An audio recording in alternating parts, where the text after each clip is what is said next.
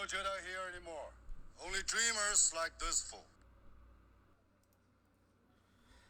Hey everyone, I am the Jedi Deralict, and as you've no doubt already figured out, this is a new channel. I'm mostly going to be covering general Star Wars theory and analysis, but don't be surprised if I occasionally dip into collecting, reviewing, news, or other areas of the fandom. As I am new, I would be grateful if you would get me started on the right foot with a like and a subscribe. Of course, you are more than welcome to wait until the end of the video to see if you like what I have to say first. Now, I've been toying with the idea of a channel like this for a while. Star Wars has been in my blood for literally all of my life. My literal first memory in life was sitting in my dad's car watching Obi-Wan cut down Ponda Baba in the cantina at the drive-in. Literally, my earliest memory. Since then, Star Wars has always been a major part of my life, and at times, a borderline obsession. Needless to say, I have a lot of strong opinions about the saga, and more than a few I'm sure will come off as controversial, so a YouTube channel seemed like a great fit. But what to start with? I went back and forth between a few ideas I had been cooking up, and ultimately I decided on an idea I've spent countless hours at Comic-Con after-parties and gatherings talking about. A little something I like to call fixing Jedi. And yes, I am talking about Return of the Jedi, not The Last Jedi, although, trust me, that topic will be coming up real soon. No, I'm talking Episode 6, the end of the original trilogy. But Derelict, I might hear you ask, why are you trying to fix Return of the Jedi? I've heard a lot of people talking about Jedi lately and how perfect it was an end to the Skywalker saga. I've even heard many say it's their favorite of the original trilogy. This has always been a little perplexing to me. I think a lot of nostalgia is involved. I was never one for letting nostalgia affect my view of something. I mean, it's a good movie, sure. It might even be great. I love Jedi. And yet I always felt it was a solid step down from the first two. Coming off the near perfection of Empire, there was always something that felt oddly off. Just missing the mark.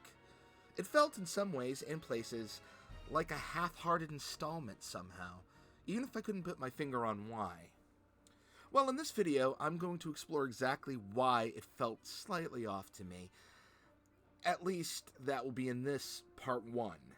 In Part 2, I'm going to put my writer-creator cap on and tell you what I've come up with, tweaks, and a few less than minor changes that, in my opinion anyway, would fix those small but noticeable problems I had with the movie, and would, at least in my opinion, greatly improve Jedi overall.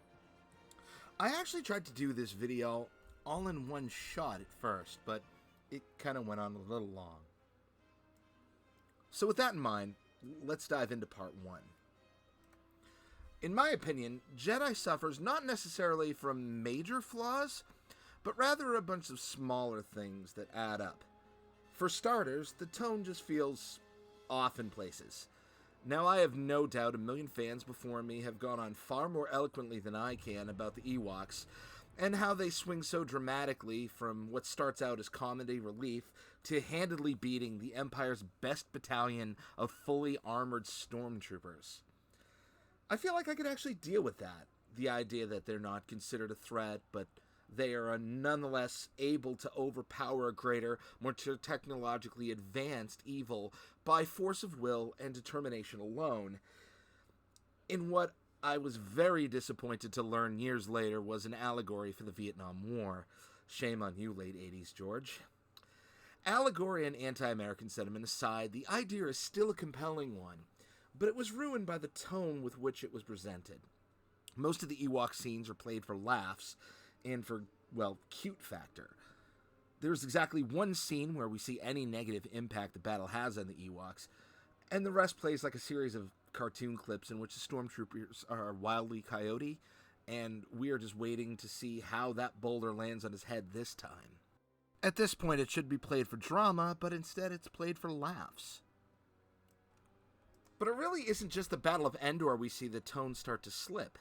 The first moment of the film I really started to notice the tone was off was a brief moment in the first act, outside of Jabba's palace, when the wart, or for those of you not versed in Star Wars creature lore, the frog thing, slurps up a smaller creature with its tongue, only to let out a random, loud, human-sounding burp. I mean, when before this had the trilogy lowered itself to potty humor? Also, the warts movement, particularly during the aforementioned gas expulsion, they're really exaggerated and Muppety? I mean, I know Jim Henson's Creature Shop was helping with the creature effects in the film, but I don't think I ever thought of the aliens in the Star Wars galaxy as Muppet-like before that.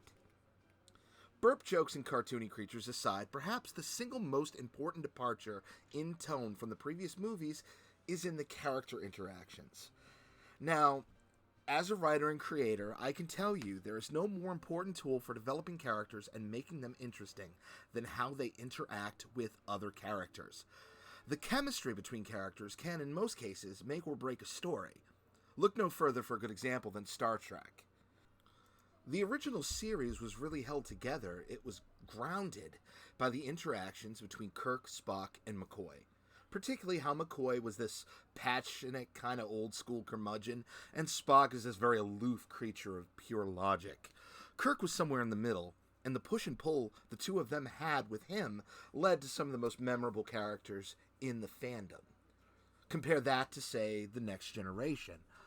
All the characters are almost in constant agreement. No one really challenges anyone else in any significant way. There's very little friction between the Next Generation characters, at least in the earlier seasons. And that led to some pretty boring character dynamic. Famously, in fact, Gene Roddenberry would argue on the set with the writers that they all needed to get along whenever the writers tried to spice up the script with a little friction or argument. Sure, it's nice to see our heroes getting along and all, but it is far less engaging to watch. It's also why Avengers was so engaging, with Captain America and Iron Man always at odds, and why one of the most engaging couples in cinema history is Han and Leia. Well, in Empire at least, their fights were classic. The tension gave way to sexual chemistry so strong, it literally carried the emotional weight of the entire movie. Fast forward to Return of the Jedi, however, and that chemistry is all but gone. Yes, we are supposed to just sort of accept that at this point they've moved past the will they, won't they be a couple stage, and have definitively established that they have feelings that they have already acted on. But let's face it, this is the reason Indiana Jones has a new girlfriend in every movie. It just isn't nearly as interesting once they're together. Usually. So in Jedi, Han and Leia's relationship lacks any major tension or teeth. The one brief moment they have with any drama is on Endor, just after she speaks to Luke. And frankly, I don't know any other way to say it, Han acts like a jealous 13-year-old mad that his girl was at another boy's locker. And after literally 13 seconds, he sort of goes, and turns around to say he's sorry. Unfortunately, the lukewarm, yes, I did that on purpose, sue me. The lukewarm character interactions aren't limited to just Han and Leia. All of the interactions in the movie are reduced to they're all buddies now.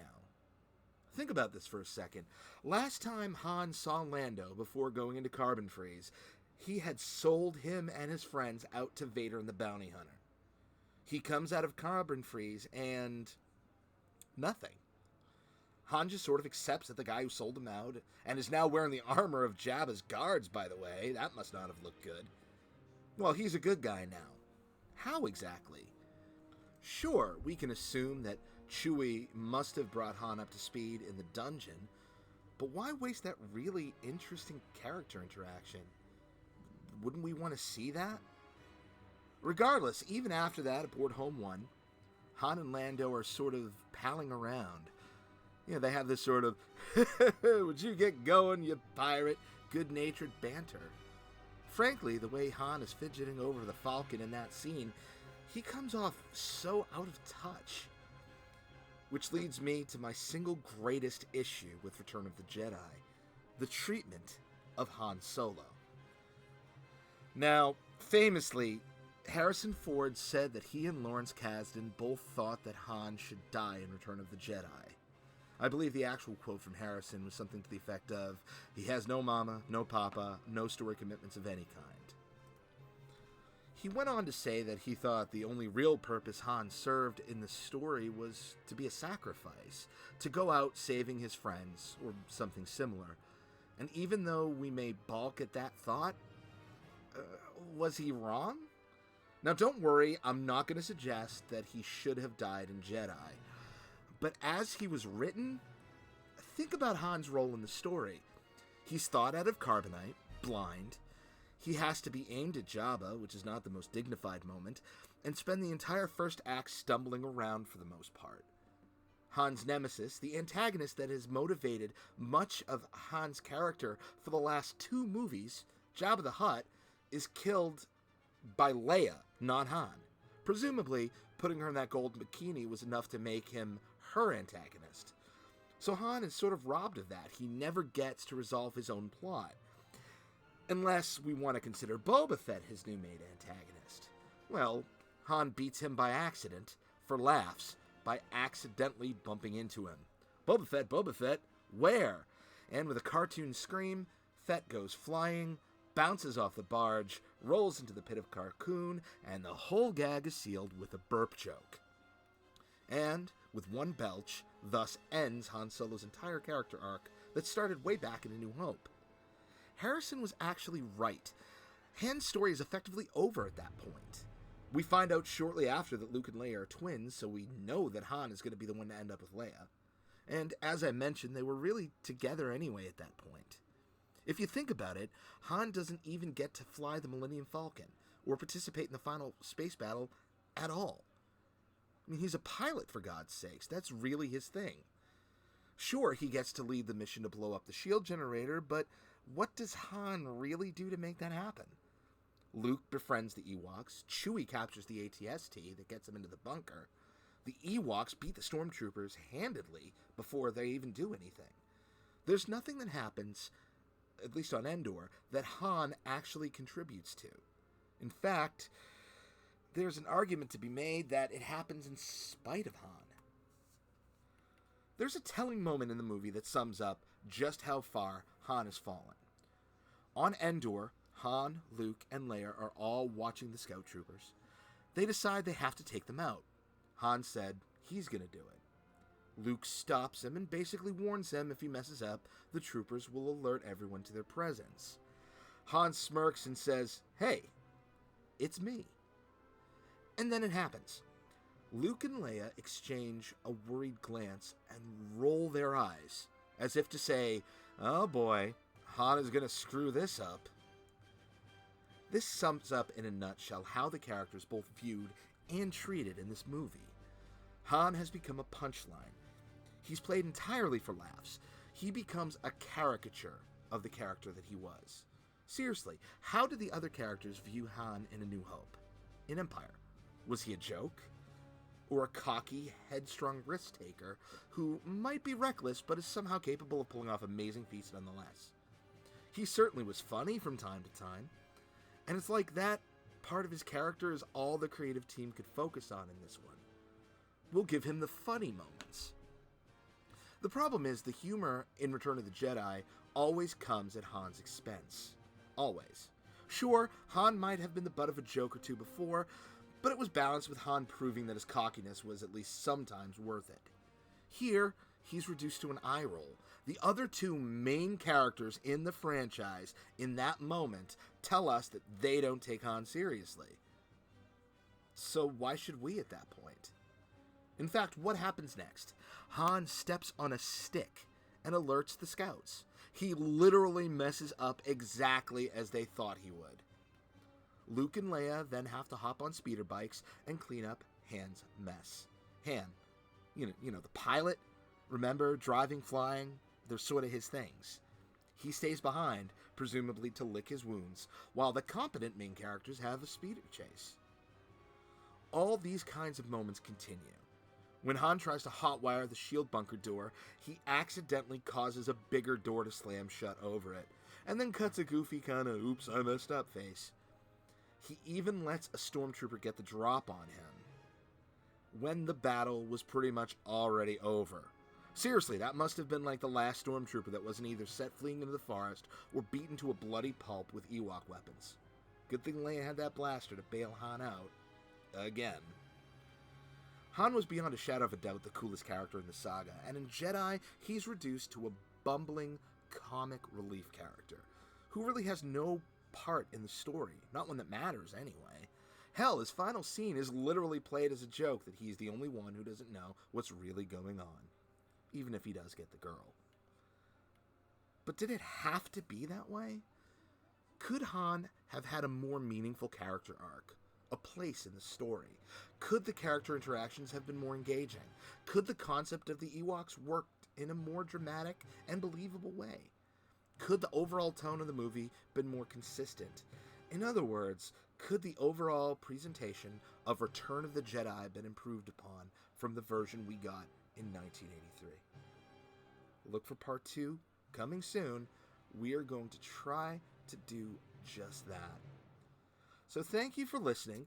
Feel free to comment below if you agree or if you disagree, or if there's anything in Jedi that's always sort of bothered you that you would like me to address in part 2. Until then, and let's face it, could I end this any other way?